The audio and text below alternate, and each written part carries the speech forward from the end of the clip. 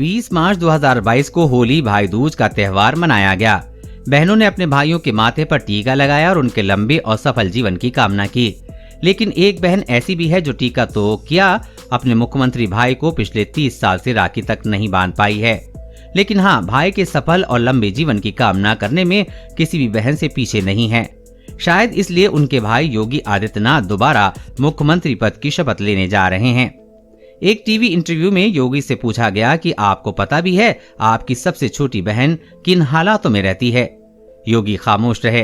तभी इंटरव्यूअर ने बहन की तस्वीर दिखानी शुरू कर दी। तस्वीरों में योगी की बहन घास काटते हुए नजर आती है। एक टीन के टप्पर वाली छोटी सी दुकान में चाय बनाती हुई दिखती है। इन तस्वीरों को देखकर योगी के मुंह से जैसे शब्दों का अकाल सा पड़ गया। उनकी आंखों में केवल आंसू थे। यहाँ हम आपको योगी की उस लाडली बहन की कहानी सुनाने जा रहे हैं जिसका नाम सुनकर योगी भावुक हो जाते हैं, मुंह में शब्द नहीं ठहरते। 5 जून 1972 को उत्तराखंड के पौड़ी गढ़वाल जिले के पचूर गांव में अजय बिष्ट यानी कि आज के योगी आदित्यनाथ पैदा हुए। योगी 6 साल के ही थे तभी उनकी सबसे छोटी बहन शशि पैदा हुई। जैसा कि एक सामान्य परिवार के भाई बहन का प्यार होता है, ठीक उसी तरह योगी और उनकी बहन का रिश्ता रहा। हंसते खेलते पढ़ते लिखते दोनों बड़े होते गए। साल 1992 आया, शशि की शादी हो गई। योगी की बहन शशि बमुश्किल 14 साल की ही रही होगी।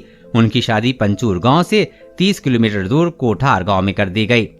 इधर योगी राम मंदिर आंदोलन से जुड़ गए, महंत अवैधनाथ के संपर्क में आए, उनसे प्रभावित होकर गुरु दीक्षा ले ली, उनके शिष्य बन गए। अब योगी अवैधनाथ की सेवा में रहना चाहते थे। अवैधनाथ ने कहा कि घर वालों से बात करके आए। योगी घर आए और कहा, मैं गोरखपुर में रहूंगा, लोगों की सेवा करूंगा। पिता आनंद सिंह बिष्ट को बेटे की बात ठीक से समझ नहीं आई, लेकिन वो मान गए। माँ को लगा बेटा नौकरी करने जा रहा है। कुछ दिनों में क्लियर हुआ कि बेटा संत बन चुका है, तो घर वाले चिंता में आ गए थे। भिक्षा मांगने वाले साधुओं में अपने भाई को ढूंढा करती थी शशि। गरीब घर में ब्याही शशि ससुराल को ही अपनी दुनिया बना चुकी थी। एक दिन अचानक उनको खबर मिली कि उनका बड़ा भाई साधु बन गया है। खबर सुनते ही शशि का दिल बैठ गया। शशि की हालत ये हो गई कि उसके गांव भिक्षा मांगने वाले साधुओं में अपने भाई अजय को ढूंढने लगी। ये सिलसिला कई सालों तक चलता रहा, जब तक शशि को ये पता नहीं चल गया कि उनका भाई गौरक्षक नाथ पीठ का महंत बन गया है। फूल प्रसाद, चाय और खाने का एक छोटा ढाबा चलाने लगी। खेती और भैंस पालने से शशि का गुजारा नहीं हो पा रहा था। शशि ने पति पूरन सिंह पायल के साथ मिलकर गांव के चर्चित माता पार्वती के मंदिर के पास ही फूल और प्रसाद की दुकान खोल ली। शशि के घर में करीब 2.5 किलोमीटर दूर नीलकंठ महादेव और माता पार्वती का मंदिर है। यहाँ बहुत से यात्री दर्शन करने आते हैं। मंदिर के पास करीब 70 दुकानें हैं। इनमें से एक झोपड़ी वाली दुकान शशि की भी है। शशि और उनके पति हर रोज 2.5 किलोमीटर पैदल चलकर दुकान चलाने आते हैं। उस दुकान में वो फूल माला, प्रसाद और चाय बेचते हैं।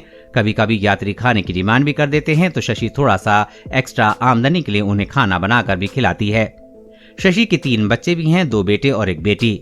साल 2017 आया। छोटी सी दुकान के बाहर अचानक से मीडिया वालों की लाइन लग गई। एक साधारण सी जिंदगी जीने वाली शशि ने अपनी दुकान के बाहर कैमरा और माइक से लैस खड़े लोगों को देखा। अपने पति से पूछा, ये सब कौन हैं? पति पूरन सिंह ने बताया कि योगी यूपी के सीएम बन गए हैं। ये सभी मीडिया वाले उनकी बहन को ढूंढते हुए यहाँ पहुंचे हैं। तुमसे बात करना चाहते हैं, तुम्हें बधाई देना चाहते हैं। मीडिया वालों ने पूछा, योगी से क्या मदद चाहिए? जवाब योगी की बहन वाला ही था। ने शशि से पूछा, आप इतनी गरीबी में गुजर बसर कर रही हैं, तो अपने सीएम भाई से क्या मदद चाहती हैं? शशि बोली, मैं अपनी जिंदगी से खुश हूँ, मुझे कोई स्पेशल ट्रीटमेंट नहीं चाहिए। वो लोगों की सेवा करते रहें और एक दिन देश के प्रधानमंत्री, मैं बस यही चाहती हूँ। एक पत्रकार ने पूछा, योगी से कब से नहीं मिली हैं? शशि बोली, पिछले 30 साल से उन्हें राखी नहीं बांध पाई हूँ। हर रक्षाबंधन को राखी भेजती हूँ, लेकिन जवाब नहीं आता। सन्यासी जीवन के चलते निजी रिश्तों से मुक्त हो गए हैं। 2017 में चुनाव प्रचार के लिए ऋषिकेश, यमकेश्वर और रायवाला आए थे। उसी दौरान अपने गांव पंचूर भी आए थे, तभी उनसे मिली थी। वो ज्यादा बात नहीं करते, बस मुस्कुराकर पूछते हैं, कैसी हो? बच्चों के साथ समय बिताते हैं। उनका यही कहना होता है कि मेहनत करो, कमाओ और खाओ। हमारा भी यही मानना है। लोग कहते हैं, शर्म नहीं आती, योगी की बहन होकर चाय बेचती हो? योगी के मुख्यमंत्री बनने के बाद कई लोग कहते हैं कि आपको शर्म नहीं आती, आप मुख्यमंत्री की बहन हो और चाय की दुकान चलाती हो, इन हालात में रहती हो। मैं आपको एक ही बात कहती हूँ, मैं गरीब हूँ, ये मेरा नसीब है। शर्म तब आनी चाहिए जब आप कोई गंदा काम कर रहे हो। किसी का हक छीन कर खा रहे हो तो मैं तो मेहनत कर कर अपना गुजर बसर कर रही हूँ। देश और दुनिया की हर अपडेट पाने के लिए चैनल को सब्सक्राइब करें।